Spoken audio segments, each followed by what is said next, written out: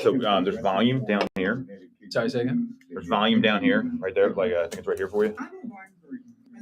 And you want to kind of talk like pretty close to the mic. Like, really get in there. And yeah. Because I got a Lindros jersey. You won't hear it until I start talking at the end. Like right now it's down, but then when the stream picks up, it'll go. Getting ahead of myself. Why don't you move over a little bit too? I put on deodorant today. Don't worry. I got the sniffles. That's the main thing that I've been struggling with the real estate thing.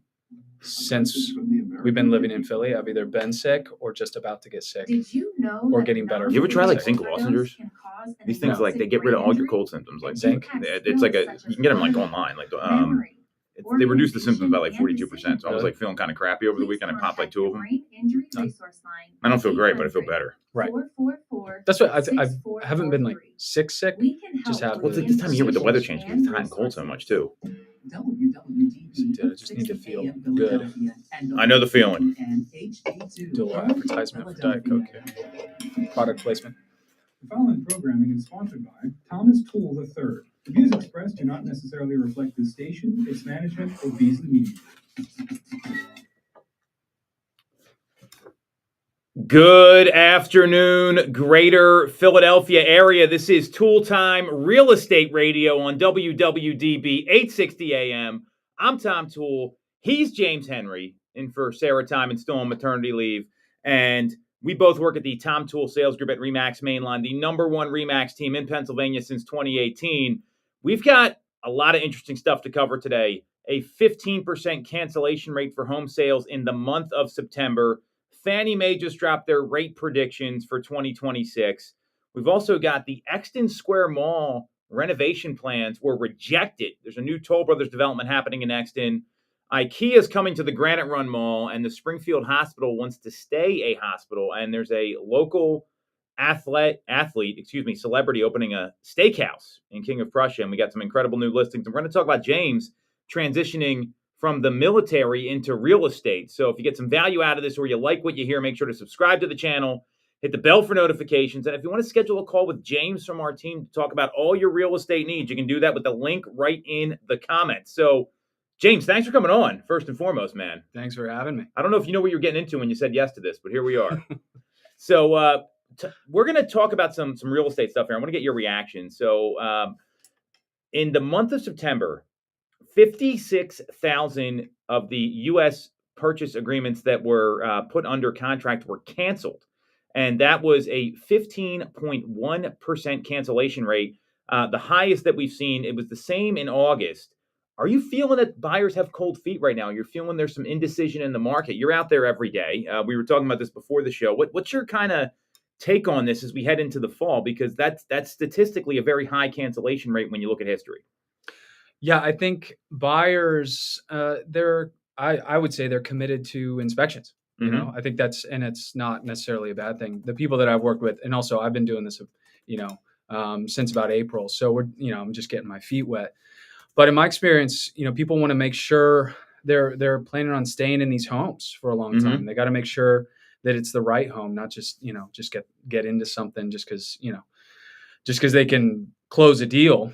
So people are looking hard. And then also, the finances, I think there's a little bit of a lack of information out there about so you can get a pre-approved and well, then you got to, there's a lot of HOAs in this area. And what is your monthly payment like? Does that make sense? So people look at they have a price range for the home is the first thing that they start with. Well, you got to start with your monthly payment. If you can't afford it for the next 5 years, then it doesn't make sense. You need to reset your, budget based on that. So that's really good intel, because I think what a lot of people don't realize is that they just want to go out and look at a home. Right. And I know you've dealt with that, where they just want to see the property. They don't understand, well, what do I do if I like it? What does an inspection look like? What should I be looking for in a home? So it sounds like a lot of consumers you're dealing with, which is normal, they don't really know what they're getting into. So what's your education process for them? You're in the field, you're selling a whole bunch. I think you sold 2 homes yesterday. I mean, you're selling a whole bunch of real estate right now. How do you educate these people when maybe they met with someone else and didn't get any of this information? And that creates some concern and some indecision, which might be part of this cancellation rate. Yeah, I think the thing that it's kind of a difficult conversation. What you got to do is, what's the most important thing to you? Mm-hmm. If you have an infinity budget, of course you can find the exact home. But you talk to some people, they have just like you said, they have a very clear idea of the house that they want. Mm-hmm. And then they get discouraged and say, well, that house doesn't exist. Well, yes, that's true, but really what's the first thing that can fall off the plate? Can you get a little bit less square footage? Can you go slightly outside your Mm-hmm. search radius? Can you get something that, has a half bathroom on the first floor? So what's the thing that you're most willing to compromise?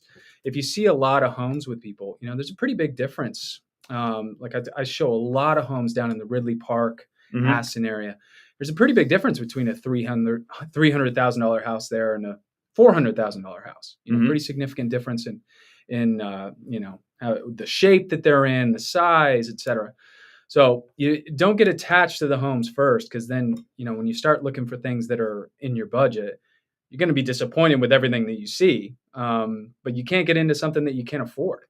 I like that approach, and you said fall off the plate, which I think is really smart. And if I'm a home buyer right now, I'm looking at what are my 3 non-negotiables, right, and what's one deal breaker, like one thing that I absolutely won't deal with. Sometimes it's like a busy road. Sometimes it's I don't want to split level. I want like a ranch or a 2-story. It's a certain type of floor plan. I need 2 bathrooms. Like that's all fine.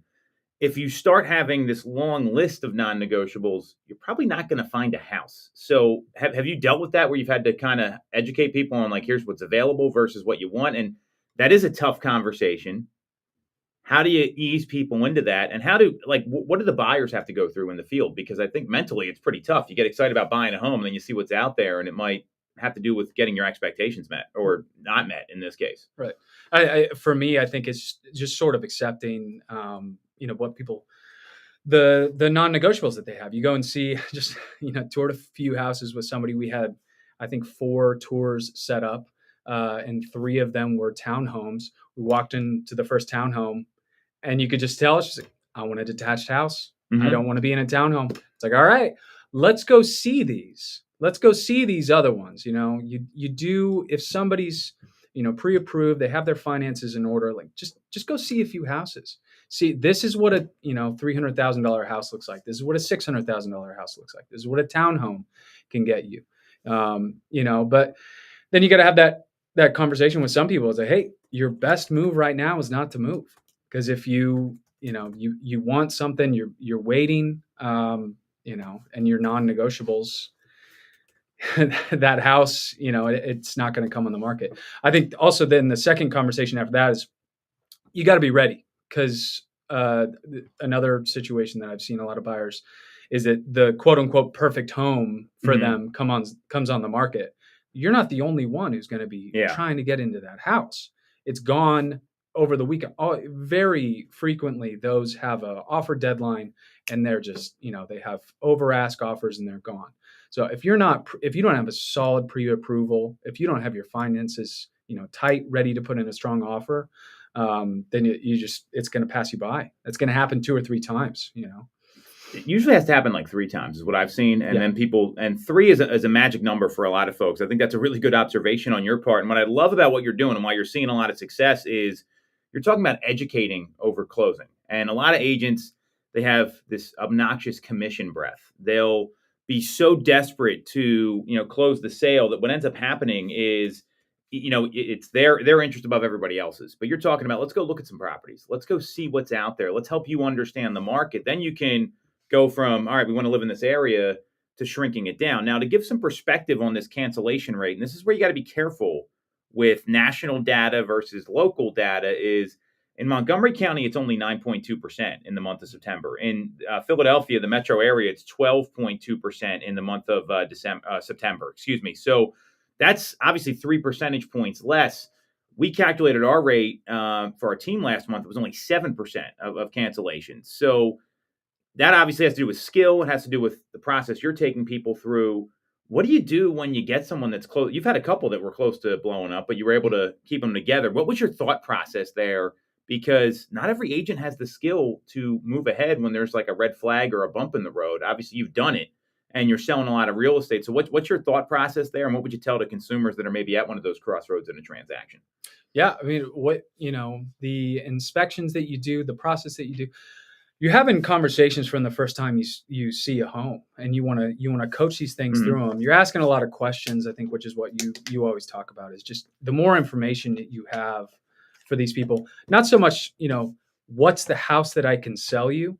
It's what are you trying to accomplish? Why? You need some more room for your, just sold a house. A guy's getting a house. He bought a house for his mom to rent, it's like, so it's a totally different goal from just what's the house that we can close you. Where are you trying to end up? So if you don't know that, then, somebody's going to get into something that they, once they dig a little bit deeper, they're not going to be very happy with the process. Well, I think you hit the nail on the head. It's lack of information up front that leads to some of these cancellations afterwards, because they see another home that comes along that looks better. They realize, hey, this isn't for me. Like, they don't feel comfortable. They don't feel good about it. And that's not a good situation for you to be in, because the goal is we do a great job and then we get like repeat and referral business from these folks. And when you have your eye on the long game, it's a lot easier. We know that's not what a lot of agents do. So I think that's really smart on your part. There's a couple of things I would suggest here, looking at this Redfin survey. There's probably 4 points. You hit on a lot of them. First is make sure you understand the financing, right? And your monthly payment specifically. Talk to a number of lenders, not just one. And also, that's going to reduce the risk of fallout, because you know where your comfort level is going to be. Know what to expect. I mean, most inspections are going to uncover something. So I wouldn't worry about the minor stuff, but make sure you're sitting down with your agent and going over that. Go over disclosures up front, review insurance costs, HOA fees, do your homework, and use your contingencies wisely, because I think it's really tough to say, oh, I changed my mind, I want to get back into a deal. That makes the seller nervous in a lot of cases. So any other advice you have for buyers here to kind of avoid this before we start to talk about the direction of rates? It's really easy to send people buyers' estimated closing cost sheets. Can you coach that? Can you coach that line by line of getting better? Sure. The thing that I've most recently am running into is the property taxes. Again, going down to that Ridley Park area, you step into Aston, or you step into, you can be talking about $4,000 delta, in a couple miles in difference in taxes. That massively changes your monthly payment, and that lasts forever. So somebody, hey, the price of the house, these prices are the same. Listen, your monthly payment is going to be completely different. You have to be able to coach that and explain that. So you have to know that way better than your clients do. Yeah, for sure. And when you can communicate that effectively when they're at the house, or they're that's such a differentiator for agents. So I think that's really great advice. For sellers, there's a few things you can do to avoid this as well. So one is, identify and see if there's any major issues that you need to fix before you bring it to the market. And things like a stain in the ceiling, like, we know that's not a big deal. That sets alarm bells off for folks, and it might just need some cosmetic paint or something like that. If there's any other issues you're aware of, get ahead of those, because you don't want to surprise later. Like, I'm a big proponent of that. The second is to, be realistic and flexible. I mean, there might be some negotiations right now where there weren't a couple years ago. The average list to sales price ratio is like 99.6%. Well, 2 years ago it was like 101%. So don't expect that you're going to be getting above the asking price every time. And refusing to negotiate can sometimes sink a deal in a lot of cases.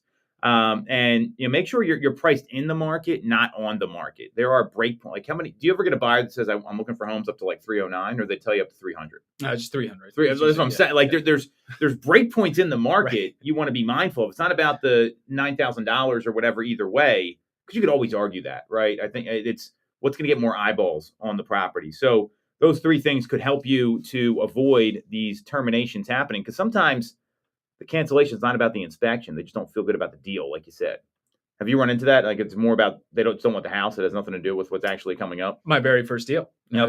They're getting close to closing it, and you helped me out with that one. Getting close to closing the deal, and then it was a condo. Found another condo in the same association. Oh, I could get some buyers. It depends on the buyer, but there's always a hypothetical, especially if somebody's an investor, that can be difficult. I've found those are tough, because there's always the hypothetical deal where you get 50% off the asking price, and if I just you just got to look at the next one. There's always instead of the deal that you have in hand that you're getting a good deal on that you should close. Those are tough, but you got to coach people through it. Yeah, and it's their decision at the end of the day. All you can do is give advice and try to give the right advice. So I think that's a really good observation on your part. So, I think the good news is, I mean, and we use something at our organization, we call it the deal hotline. And so when you have like an issue that might be going sideways, instead of just letting it die, like talk to some experts that have been through this. And I think that's where something that more organizations should have. I know a lot of brokerages and teams don't have this stuff where it's like, hey, what's the issue?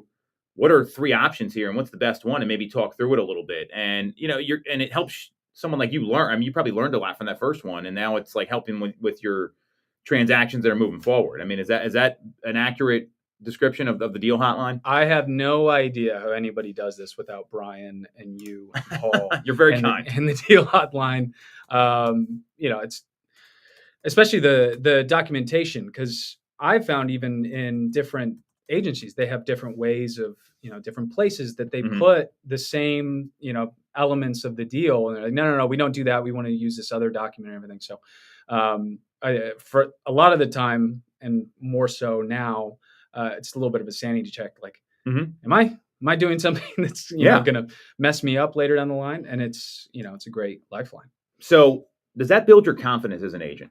100%. Like, I mean, I'm just looking at, we've known each other and we're still getting to know each other here, but it's been, 6 months or so. And I see a different guy walking around now, and I can see the confidence, and you're a pretty confident guy in general when I first met you, but until you make it. Well, hey, you know what? That's good. But I mean, does that confidence help you in your day to day? Because this is such a mind game, this business. 100%. And not that anybody is like, beat me over the head with this, but you have people that have been in real estate for 30 years and they'll say, I've done this, this way for 25, That's usually a red flag when people say that, by the way. 100. My experience now is 100% of the time, if somebody says that, just had an experience with somebody like, I've done this document this way for 23 years. And they finally got back to me. They're like, I've been doing it wrong for 23 years. I give that person credit for admitting it. They were great. I was like, hey, good on you. Cause it wasn't a big deal, but it's like, all right, good. And, if they're, a good real estate agent with good values, which everybody I've ran into does, we just want to be on the same page and say the same thing. Everybody just wants to be out in the open.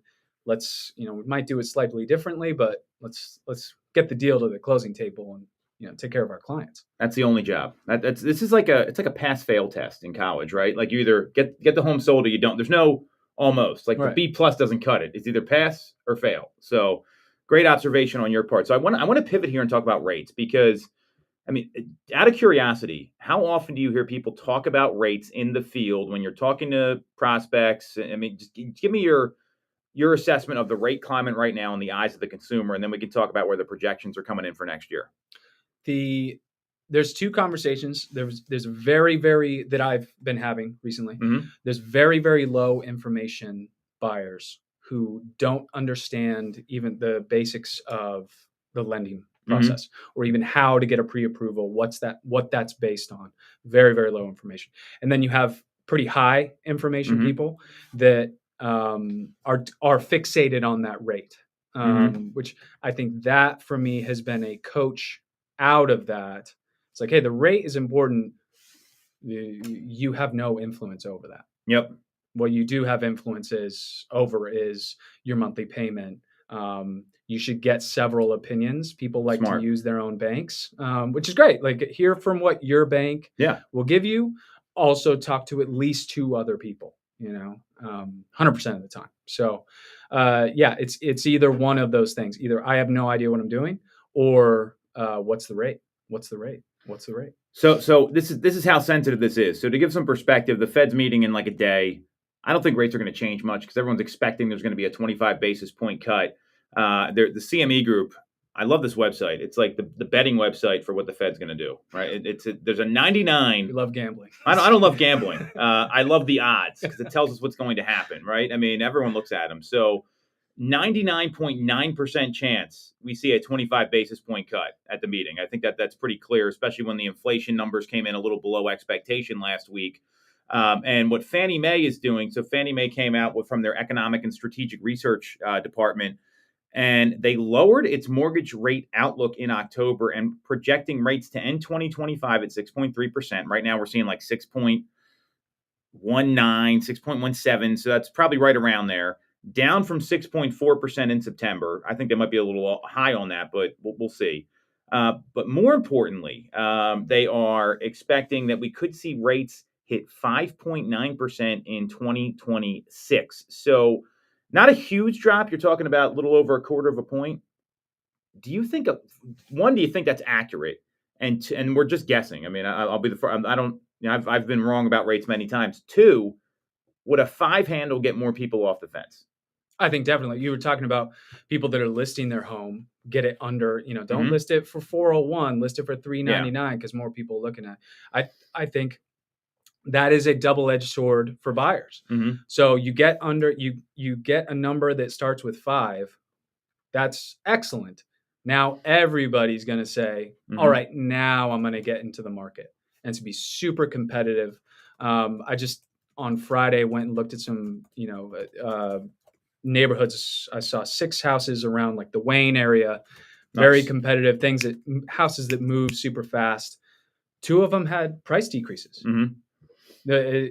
So if you want to buy right now, you could get a lower asking price accepted.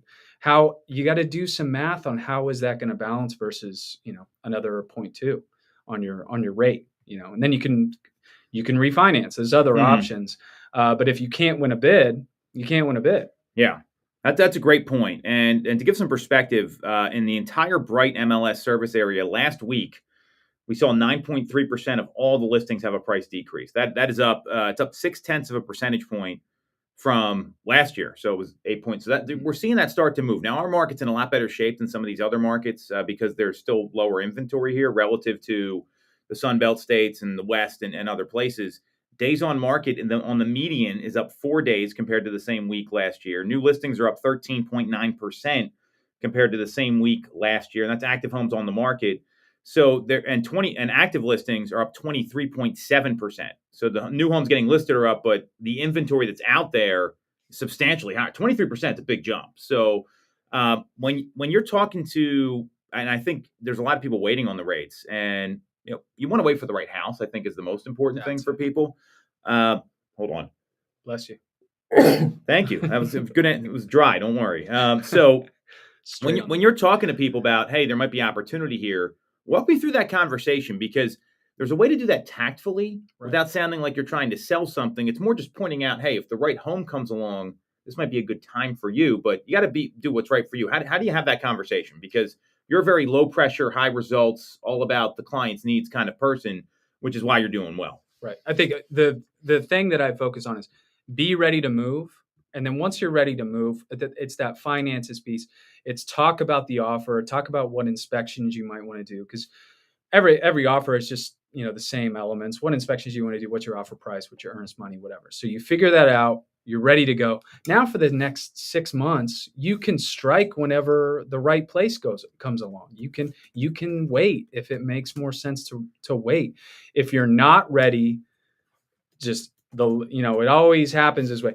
That perfect house is going to come along and you're going to swing and miss and somebody's going to win that bid, So that conversation, hey, it might make most sense to sit on the sidelines here or you have must-haves and there's just nothing for you right now. So we're just going to sit. I'm going to keep an eye on it, and that's totally fine. We're playing the long game here. We got clients over, I've been talking to people for, 6 months now and they might not buy in 2026. And that's the best thing for them. They feel like you have their best interest and they're going to, keep talking to you. Something you said there, and I want everyone to hear this that's listening, is playing the long game. That is such a key in this business, because if you're just looking for quick hits, like there's people on the other end of these leads that come in and the folks you talk to. And I don't think enough agents realize that. When you play the long game and you try to do the right thing, like it may take a little longer, but you're going to win massively for your business in the long term. And a lot of agents don't want to do that. They're just all about the quick hits. And I think that's a mistake in this business. And it does take a little time, but when you play the long game, good things happen. Like, I mean, and we're going to talk about your background here in a second, but I'd imagine that has a lot to do with, what you came through before you did real estate. I mean, it's all about the long game, right? I mean, that's it's more about what you're going to do years from now, not just tomorrow and the next day. But I think this is also what I've learned at Toole Real Estate is also how can you You're create, very kind. Oh, thank you. How can you set up your processes? Because okay, so you're playing the long game. How many hours of work are you going to put into this person over a year and a half? So if your process makes, every time you're doing a search for them, it takes you 20 minutes to find houses for them, to keep them on a search, then your process just isn't very good. Because you do want to play the long game with people, but you also have to manage your time. And then, there's also you have to be realistic about things that people get a sense. And I think I'm kind of developing this gut sense of people just have no intention of ever buying a house. Yeah, and that could be it too. That happens, but the people that do have, you are eventually going to transact with them. You got to have max assistance, helping them in their process with the minimum amount of time that it takes you. And that's all process and just getting into habits and setting your schedule, which is something you talk about a lot. Well, and I think when you approach business like that, I mean that's what helps. And not everyone's going to transact, right. But when you look to help people, I mean, I think that's the most important thing here. So, and looking at this rate outlook, I think playing the long game now is a really smart move because there's going to be people that wait till these rates come down, no matter what you do, right. No matter what comes on the market or anything else. And when the market turns, that's when you want to be in the right position at the right time, and that's what all that work leading up to it has to do with. You also talked about efficiency, which I think is really smart because you can't be bogged down with like 2 or 3 people as an agent. You've got to be working tons of people and hope like 2 or 3 come through a month. But it's just a numbers game there. So that's really what we're talking about more than anything else. So a lot to think about here. We saw this high cancellation rate, not as bad in Pennsylvania. We're seeing rates might ease a little bit here. So there's a lot of good stuff coming down the pike when it comes to the market. Keep in the market. I think for the people that want to wait, I mean, what's your advice for them? I mean, what should they be kind of monitoring? Should they pause on purpose and monitor at the same time? What advice would you have for those folks that are hell bent on waiting until the new year? Keep an eye on the market, and our market's a little bit different, really. Well, at least the market that I work in, it's kind of 2 different markets. I work a lot in Philly, and then outside Philly, and those are 2 different markets. I agree. It's 2 completely different markets. And then even if you're in Philly, if you're looking south of Washington Ave, it's a totally different market than if you're looking in the Rittenhouse area. So it's not a very useful answer, but basically it depends on the client. What do you need to do if you're looking in an area that has very little inventory? People that are looking in the Rittenhouse area, they're looking for that beautiful wood floor townhome. There's not a million of those, and they don't come on the market very often. So I would be a little bit more aggressive with people there. Like, hey, you got to be ready to go. Like, my recommendation to you is to keep your eyes open. Let's move on something if it comes up. Let's keep spinning. If you are, if your search has a ton of inventory, let's sit. Let's just, keep top of mind, keep, sending them things periodically, but you can be a little bit more, hands off there. I think that's really smart. And that's where it's important to know the market, right? Like every market's going to be like one side. You're talking about one side of a street, right? And that is so accurate, by the way. And that's the stuff a local expert knows. That's why you want to connect with James if you got any real estate needs in the area. So we're going to take a quick break. We're going to come back. We're going to talk about some of this local development news. There's a lot going on in Exton right now with the mall and a new development. We'll break that all down next. And we're going to talk about James, what he was doing before real estate and how he was able to transition, because that's not an easy transition what you went through. I think it's pretty tough, and we got 4 killer new listings we want to share with you as well. We'll be right back on Toole Time Real Estate Radio on WWDB 860 AM. You crushed it, man. This is awesome. I kept like 15 clips. Well, not 15. It was like 7 clips. Like I'm going to have Nick Bull. Our team did $165 million of volume in 2021, making us the number 1 RE/MAX team in Pennsylvania Come on, anytime you want. 1% team nationally.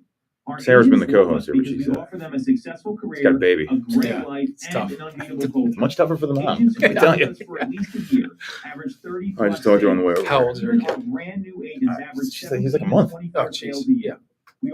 She literally just got the kid, but they have their daughter's like 3.5 or something like that. So it's second. If you don't have Slightly a real estate easier. license yet, we offer real estate You know what to expect a little more. Yeah. With my experience, but the kids are so different. Like it was like our middle daughter was like so colicky. Like it was like, oh, like they were like 20 months apart. Just take my son out of the house. I'm like, just get out of here. Like he was just going nuts. He's like 1.5. Yeah, so just different. You do know what to expect more though. I've been talking about like I want to just have triplets and just so twins got in my family, and we had the third. I was a little worried, like it was gonna be twins. I'm like, oh no, this is not the plan. And my wife was even more worried. Trade up for a fourth. By being a great place to work with and to work for. No one knows Greater Philly better than we do. We know real estate, but more importantly, we're real. We're negotiating between 5 and 3. 3 is the number that we've settled on, but I'm hoping to have triplets on that last one. Get a basketball starting 5. Gonna have to get like gotta get different vehicles and stuff. Like there's all the stuff you think about. Like 3 was a good number for us. I'll get a minivan. Worked out well. I'll get a minivan dad. There's nothing wrong with that. They're actually pretty nice.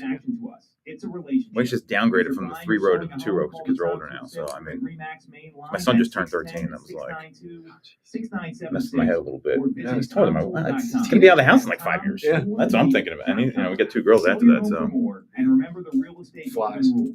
You always get more when you work with Toole. If you're looking for a mortgage in the Where's he go to school? Philadelphia area, he goes to Welsh Valley. So it's like I live like 10 minutes from here. So he's like, so even Florida. you guys are thinking Wayne? That's the You can visit these two Wayne. churches Malvern. that anywhere around there is great. Her family lives in Bethlehem, so like That's good being by like 476 on the north side of that, you know. That makes sense. I was in Kennett Square picking up Chep today. I was like, this is beautiful. It's the whole main line. Like you can't go wrong. Yeah. We're pretty fortunate. And it's a lot more affordable than other like suburbs outside like major cities. Like Right. like you go to like DC or Boston, it's like good luck. Like Our friends in New York are trying to find places now. It's New York's tough too because the state taxes that like like Pennsylvania's got pretty like comparatively to other northeast states. Like it's way better if you ask me. you can't. Get ready, the bumper's playing. Start playing. Thank you.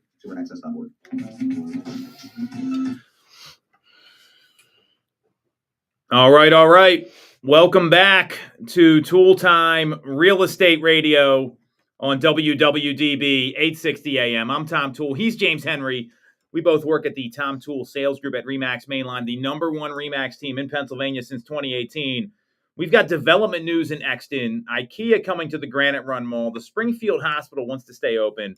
Then we're going to talk about James and what he was doing before real estate, what he's doing now, and why he is kicking some major real estate butt. And we've got 4 great new listings we're going to talk about as well. So if you get some value out of this or you like what you hear, make sure to subscribe to the channel, hit the bell for notifications. And if you want to schedule a call with our team and talk about maybe moving to one of these areas or what's going on in the market, James can set you up. Just click on the link in the comments. We'll get you squared away with him and on his calendar. So there's a lot of development news here. We've been talking about this Exton Square Mall project for a while. And in my view, unfortunately, there was a rejection of the Exton Square Mall redevelopment plan. So I worked there as a kid at American Eagle Outfitters when it was just the Exton Square Mall before they like expanded it.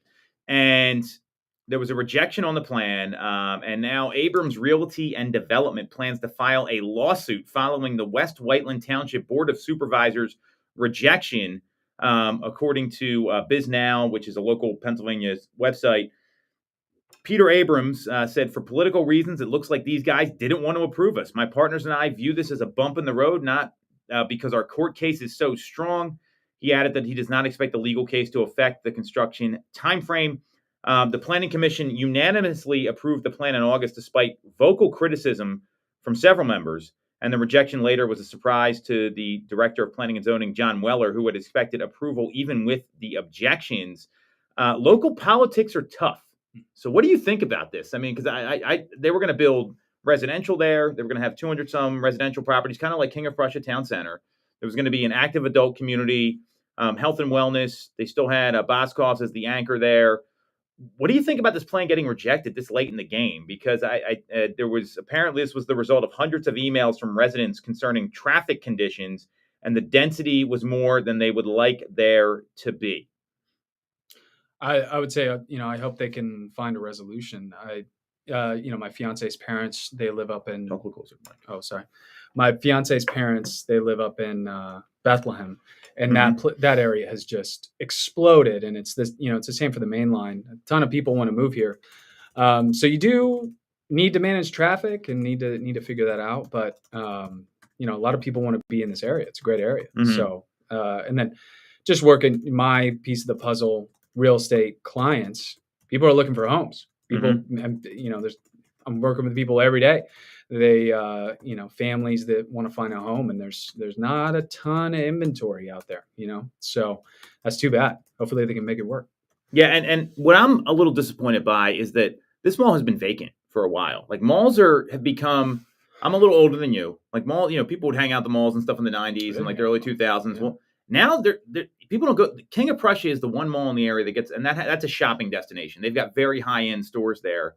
That's not the norm, right? I mean, most malls are kind of like dormant. I mean, you ever go to the Plymouth Meeting Mall? There's like nothing there anymore. It's very depressing. So you got this big space in the middle of Exton, and you could do something with it. And now it's like, well, we don't want traffic. What do you want? Just a vacant building there? Like, Right. What's the plan? Like, this is where local politics get very frustrating when it comes to housing development, because housing affordability is tough, and you get these local townships and boroughs, and even the city if it's Philadelphia, and they're very strict on what can be developed for sure.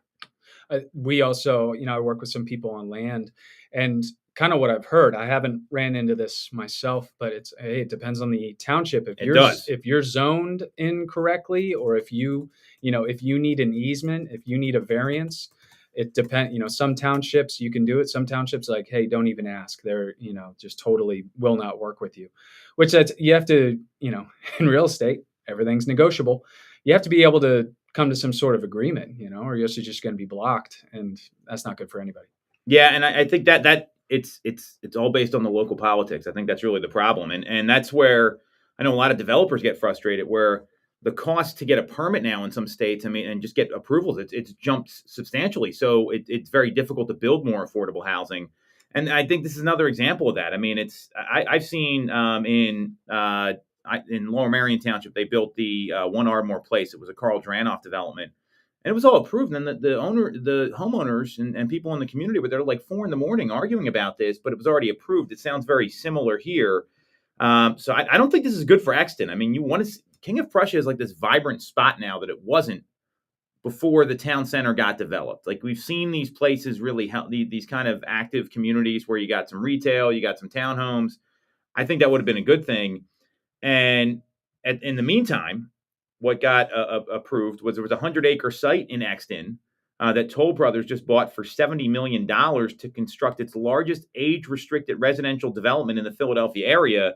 And that's on Church Farm Lane, and they're planning 317 units. So what's that going to do to traffic? Like, what's the difference here? I don't really understand. And this was greenlit last year, and it's in West Whiteland Township. It's the same township. And it's the highest unit count among projects reviewed in Chester County by the Planning Commission last year. So they're calling it a resort-style neighborhood with on-site amenities.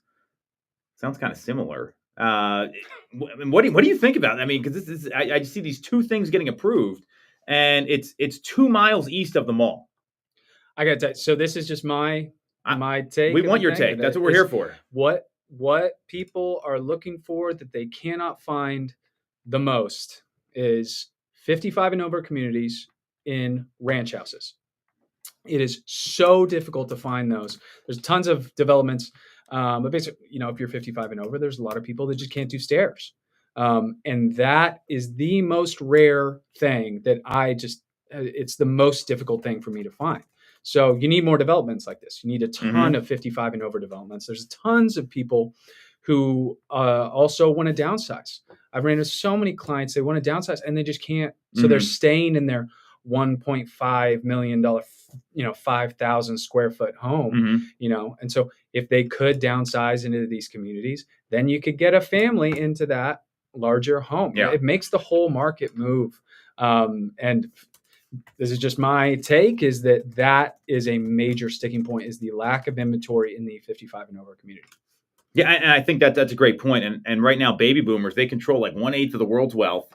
A lot of them are staying in their homes longer because they're having trouble finding where to go, especially in suburban communities. So you get this one. I love that this is getting approved. I think this is great. I'm very pro development. I grew up in Chester Springs. There's a lot of open space out there, and it's now Toll Brothers did buy this from another developer. It was the McKee Group who had walked it through permits and approvals in 2024. So it might have been a little further down the line when it comes to project approvals. But it seems hypocritical that they're approving one, and you got this vacant mall with a Boscov's in it that's doing nothing. I think it just doesn't make a lot of sense to me, and I think that's really the problem here more than anything else. It's like, well, you're going to get just as much traffic. I mean, if people are going to, there's traffic. If the mall was open, there'd be a lot of traffic going in and out of the mall. Right. Like, what are we talking about here? So I think that's where the disconnect is when these two things happen parallel. And what's the solution? The solution is to fix the traffic problem. Solution is to resolve that. The best solution is not just, hey, we're just not going to prove anything. We're just not going to build any more houses. Nobody else can come out here. That's just not. Well, that's not going to help. That's not going to help. And especially in that like Westchester, Downingtown area, there's a lot of international people moving there. I mean, you look at it's one of the highest growing populations of influx of people moving in from outside the area. Pennsylvania typically doesn't attract a lot of people like that. So I think, again, it's a mistake here because you're opening up new opportunities for everybody else. And the home it's in highest demand right now is the single family home that someone can be in for 20 years. And that would open a lot of those up. I'm pretty clear. I mean, is that fair to say? 100%. The open house that I sat for you on Saturday, that whole community, it was the Halloween festival for that community. A bunch of families, a lot of international families, and they're using the train station there. Great development. It's packed. It's great for the economy. It's great for schools are getting all these great kids in there. Absolutely make sure the traffic makes sense, but you got to build more of that. More people want to be here. It's great. It's a great area. I could not agree with you more. And to show you how dead malls are right now, there's an IKEA media store that's moving into the Promenade at Granite Run, because that's another mall that's sitting there that's vacant. That's at 1111 West Baltimore Pike. They're going to arrive in 2026, and it's going to be apparently more accessible. And here, very funny. There's no more trekking through the notorious I-476 Blue Route traffic. Now you can enjoy IKEA and our home designs with less hassle, because the only one's in Plymouth Meeting right now. They rented about 4,000 square feet of leased retail space. And if you've been to IKEA, you kind of walk through the retail space and you go to the warehouse and get all the stuff. So now they can't take the product home the same day there. They will arrange for delivery or schedule orders, which that happens at the mall a lot. I've been to the mall like once or twice, and like I prefer to buy my clothes and get them shipped to my house. But you got to try stuff on, right? And there's a couple stores I go to, and they'll say, all right, we don't have this in stock, but we'll ship it to your house. It's there in like a day or two. Right. So it looks like they're following that model, which I think from a cost perspective, you don't need some big lease of all this space for that. I think that's smart because they have a warehouse in Plymouth Meeting. I don't know that needs to happen. But I mean, it's another example of the malls are not doing anything. So you got to put in stores like this. And you got this Exton Square Mall sitting there. I don't know why you wouldn't want that developed if you're a resident there. But we work in the real estate field. We have to adjust. We're biased we're adjusting with modern technology, with the way the market is moving. Zillow's done. We have to zig when things are zigging and zag when they're zagging. And the same thing happens for shopping. There are developments. I mean, I was just in Atlanta, and like the area around baseball stadiums. This is kind of the same thing. It's different. They're much, much smaller, and they figured out what you do is you build, a bunch of bars and restaurants and shopping around the baseball stadium. So they made it so that's something people want to go to. So, the big box malls with the fluorescent lighting, like nobody wants to go in that anymore. You can just get it on Amazon. But there's things that you can do if it's a nice experience. If there's restaurants, there's tons of newer developments like that are doing great in this area. So, I don't know why you leave a vacant building. Well, and I can speak from my perspective where I've got kids that are 13, 11, and 8, right? So we're at the stage where we don't need a babysitter anymore. But when you don't need a babysitter, you're thinking like, hey, I'm going to stay close to the house. I'm going to go, and we don't go out a lot, but you want to go get a bite to eat or do something like that. Like we're looking to be within like 10 to 15 minutes of where we live in case there's like an emergency or something like that happens. And that would do a lot for Exton and the surrounding area. And there's a lot of communities there. I mean, you look at just by the Exton train station. I mean, you got those giant townhome communities there. I grew up in Chester Springs. Like there's so much new development going on out there. I think it could be this like vibrant hub. You've seen Downingtown come a long way with a lot of their development. So I think these are all things you would like to see. I just don't get this this rejection of the Exton Square Mall plan. I don't think it makes a lot of sense. All right, so enough of that. James, I want to talk about you before we wrap up here. And we got 4 new listings we want to highlight at the end. So first of all, grateful to have you as part of our organization. I mean, you're kicking butt. You're aligned with our values. You sold 2 homes yesterday, which is amazing. Most people don't sell 2 homes in a year. So congratulations. Thanks. So tell everyone a little bit about you before you got into real estate. Because I think that how people get into real estate is so fascinating to me, because it's not like when someone wants to become like a doctor or a lawyer and there's like a very clear linear path. It's very different than what a lot of people expect. Yeah.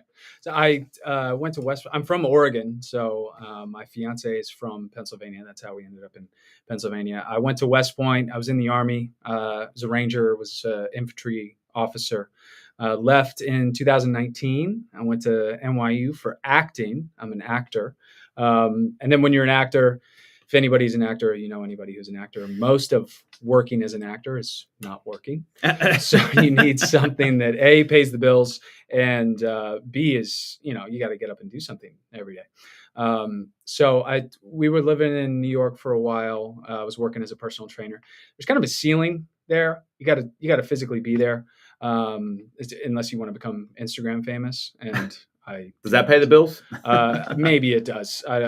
You will not find me on TikTok. Sorry. So, looking for things to do out here, got linked up with Tom Toole. And I think just our, the first, interviews that we did, it was like, hey, this is, business-like, because I think my concern with real estate was that it was a little bit of like, oh, get on Instagram and get famous, and then people will just come to you and you'll sell houses, selling sunsets. I would rather do anything other than that. And then also not a desk job. You want to be out talking to people. Why do you want to do this? Well, I want to sell homes and land to families so that they can have a place to live. So yeah, it's been doing this about 6 months. It's great. Still have no idea what I'm doing. That is not true, by the way. I mean, you definitely know what you're doing. You're going to be selling homes, but I think you're saying there's room to grow. I think it's a different way to put it. In terms of the transition from the military to real estate, the military, especially as an officer, you change your job every 2 years at most. Usually it's like every year. Mm-hmm. So you kind of start to figure out what you're doing. Sure. Once you get to the 1.5 year mark. And then of course they go and have you do something else and you have no idea what you're doing. So it kind of makes you numb to, it makes you resilient to just saying, oh, I have no idea what about this, So I just yesterday went and had spent like 2 hours on the phone with Pico talking about how to hook up electric. I'm like, oh, you just learn something, and the next time somebody has asked me that question, be like, oh, I got this. I got this. A guy named Jeff. We'll call Jeff. He has the answers. So that's really rewarding too. I think just to people have no idea what they're doing. You're like, I have the answers. I have the knowledge. So well, I love what you said there. That part of evolution is you have to start to know what you don't know, and right. that's like a really important thing, because the worst kind of agent out there, and I know you've ran into these people, is the know-it-all, right? They think they know everything, and they really don't know a lot, and they don't want to hear any coaching. And that's a key to growth mindset. I mean, I think that, and that's probably why you had success in the military and all these other things, because you're open-minded to getting better. So I think that's really good. So how did that experience help you so far with real estate? I mean, because I think and you talked about how it's a business. A lot of people don't treat real estate like a business, which I think, drives me nuts. Like and because it is a profession. How did all that experience help you? Because I'm clear there's like a direct correlation. I think I said that to you the first time I met you. But share that with people, because I don't think a lot of folks realize this. What's your North Star? Your North Star is your values and the way that you're going to treat people. Mm-hmm. And that's the same as an Army officer. You change jobs, you do something you have no idea what you're doing. You end up doing personnel. They have you doing whatever. And it's the same in real estate. What's your North Star? Because you can always come back to the way that you treat people, your work ethic, and your just principles. Mm-hmm. And then in terms of knowledge, being open and getting, because that is exactly right. I've ran into those people. Everybody does, and they're know-it-alls in terms of the knowledge, and often that's actually correlated where they don't have solid values. They're just kind of, flip flopping, trying to, squeeze around, getting the best deal, making a little bit more money. That's not going to pay off for you over the long run. There's a lot of, become friends with a lot of agents in our shop, and people, they're just rock solid. They do the same thing. They treat people the same way every day. Those people are just buying and selling houses like crazy because people trust them. Mm-hmm. It's a big decision. You got to be able to trust somebody. So what kind of, trust, there's a book out there called Trust-Based Selling. I think it trust is, because you think about these people, they transact right now it's every like 12 years. Right. Think about what you were doing 12 years ago. Right. I had one kid 12 years ago. Like, I had a 1-year-old son. That was it. Like, it's Totally different, right? Yeah. What are some of your trust building things you do to build trust? Because I think it's harder to do than people realize. Like, it's not just being nice and get people to like you. Like, there's a lot more involved with that. So, and you've come from being in the military, there's got to be trust there. I mean, that's a totally different environment. So talk about that, because I don't think enough people really trust their agent in a lot of cases, like you're talking about. Right. Well, the way that we present options to clients, I'm just going to tell you the different options that you have. And I've gotten better at it. I think I got into a little bit of trouble in my first deal. So I was like, I know what the right answer is. I know what we should do. And kind of trying to guide a client. I found people just feel better if say, hey, A, B, or C, which would you prefer?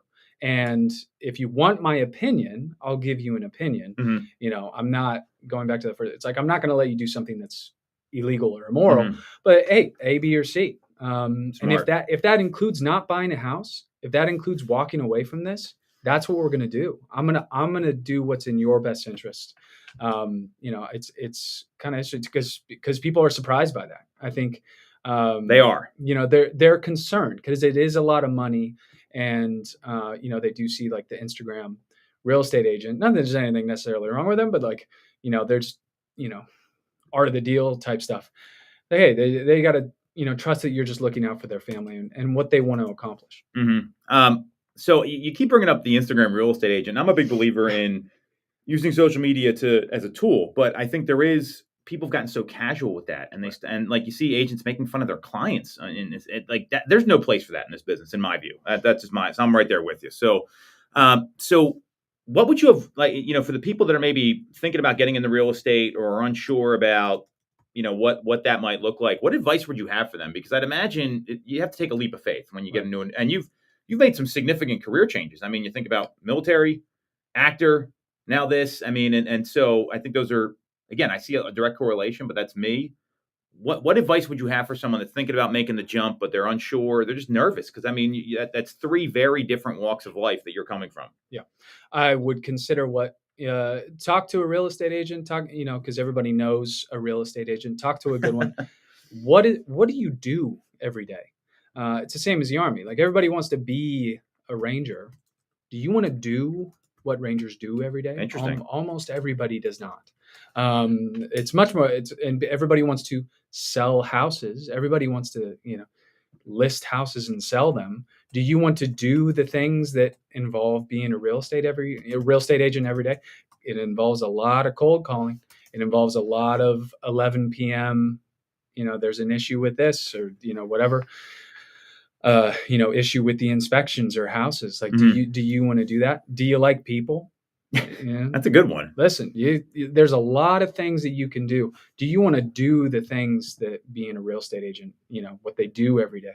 And if you do, also there's a lot of different, people in our business that focus on different, that people are numbers people. I love the numbers and I love coaching people on numbers, so I think if you like the educational aspect, arming your clients, whether or not they transact with you, if they walk away and they know more about how to transact real estate because of you, and you treat that as a win, I think you'll be successful over the long run. I think that's great advice. And, I would say, I don't think it's necessarily cold calling is one aspect, but you got to call people. I think calling is probably what you need to get comfortable with. People say I'm not a phone person. I think you're going to be in a lot of trouble in this business 100%. Because there's so much more that gets communicated when you talk to somebody than if you get a message like that. There's no tonality there, right?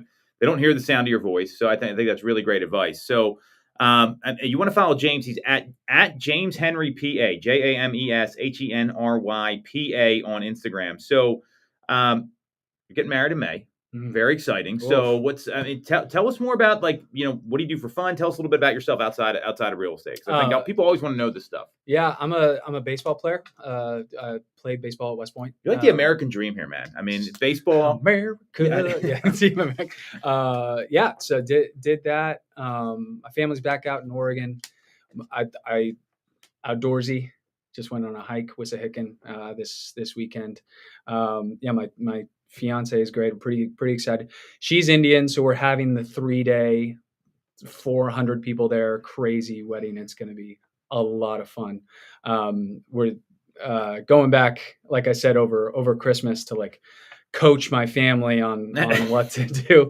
We're actually looking to buy a house ourselves after we get married next July. So very exciting. All of this is part of a master plan to buy our own house, be a good real estate agent. Well, I'm excited to be part of it and help you. I mean, it sounds like you got a lot of great things happening, and we're grateful to have you aboard for sure. So that's James. You want to get in touch with James? Click on the link in the comments at James Henry PA on Instagram. So we got 4 new listings we're going to talk about here.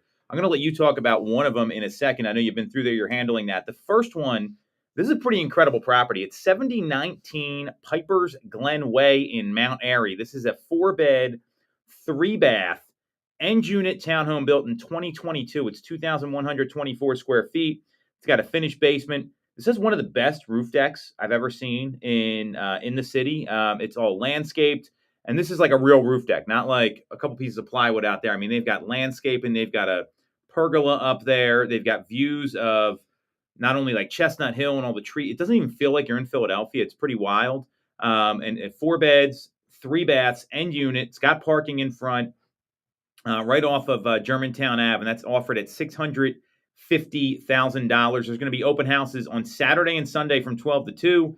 David Archer from our team will be there. You can go check it out, or if you want to schedule by appointment, you can click on the link in the comments.